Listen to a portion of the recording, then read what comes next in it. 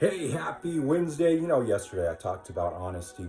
With honesty is probably going to come moments where you've got to apologize to people for stuff that you may have done, and whether it was intentional or non-intentional. I've talked before about, my relationship with my best friend, and I had a mental health breakdown, before I ended up learning I've ADHD and everything, for so many years of not knowing what was going on in my life, in my brain, and searching out all these different things and diagnosing all these different ways and stuff. And I have other things that I deal with, and thinking it's symptoms of that and stuff like that.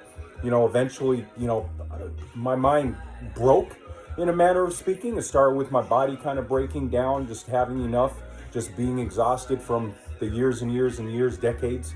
And then my mind pretty much broke, and I really fell apart mentally.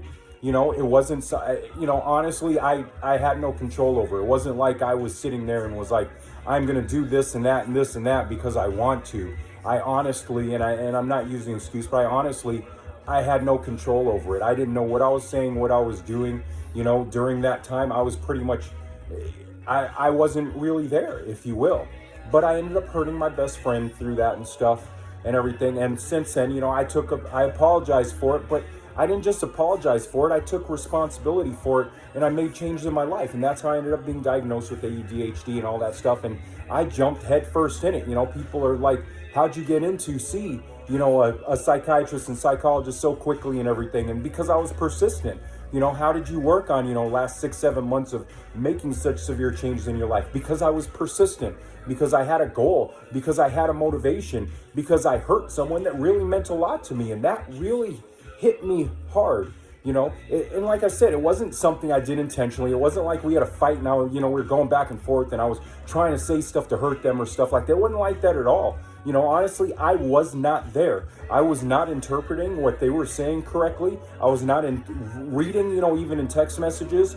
I looked over it afterwards and I was like, how did I take this completely wrong? My reactions to things were completely different to what was being said and everything, because my mind really wasn't there. But again, I took responsibility. Do I have an excuse for that? Yes. My mind wasn't there. I was completely and utterly out of control. I really was. But the thing is, I still hurt someone. Whether it was intentional, whether it was on purpose, whether I was out of my mind, whatever, does not matter, because someone was left harmed. And I took responsibility for it. I felt their pain was sacred, and I made changes. I put that effort in, I put that work in, and I continue to. Is our relationship better now? Not really. But the thing is, it's not about that. It's about that this is the right thing to do for when you hurt someone, regardless. It isn't to get someone to build the relationship back up, to repair a relationship. It isn't that. It's that this is what you do. So, with being honest with yourself especially, you're going to have to apologize to people. And an apology comes with changed behavior. It isn't just, I'm sorry, even if it's deep from your heart, I'm sorry.